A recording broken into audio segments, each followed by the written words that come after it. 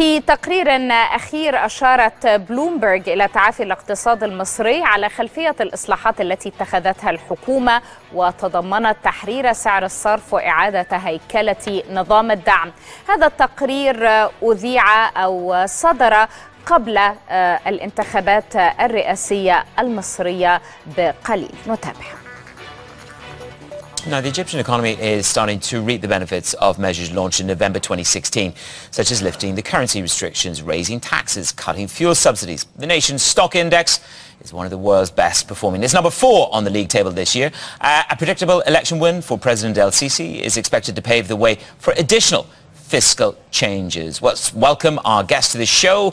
It is Middle East senior economist Razan Nasser. Razan, great to have you with us again. So in some ways, maybe the low-hanging fruit has been plucked. The FX moves, the energy subsidies, the food subsidies. What's next for El-Sisi? Are we at a crossroads in terms of the adjustment process? Thank you, Mas. Well, I don't want to take away credit from what they've done so far. It's been extremely impressive, and certainly on the external account especially. We've seen the current account deficit fall to a third of its size 1 year ago in Q4, and that's on the back of better tourism revenues, better remittances, and higher exports.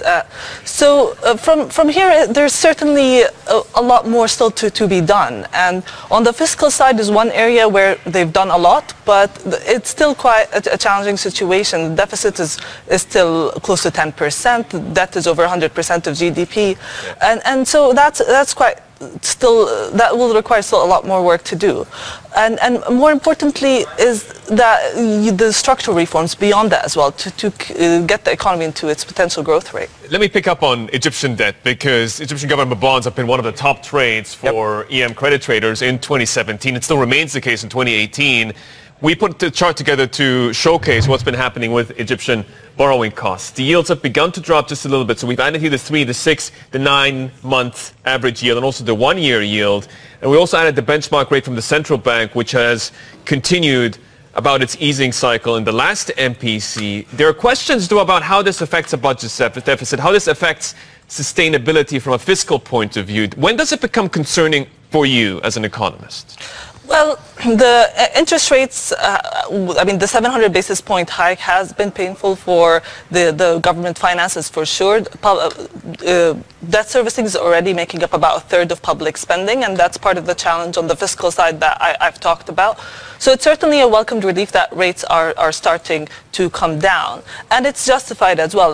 We've already seen inflation fall to less than half where it was just 9 months ago, and hopefully if it does continue on that trajectory, then we do expect them to cut another 200 basis points. In the context of the trade, I think the carry trade has been quite attractive, and it's had already $20 billion come in. Probably the flows won't continue to come at the same pace given the size of the stock, but and also with rates falling down. But what you've got is an improving fundamental story, which would justify lower yields on the back of it. We're waiting for the inflation data on March the 10th. We've just had the PMIs, and you've gone behind that headline number. The March PMI, 49.2, still in contraction, okay? Oh, sorry, in contraction. But you talk about the input and the output price growth, and that for you is perhaps the bigger story.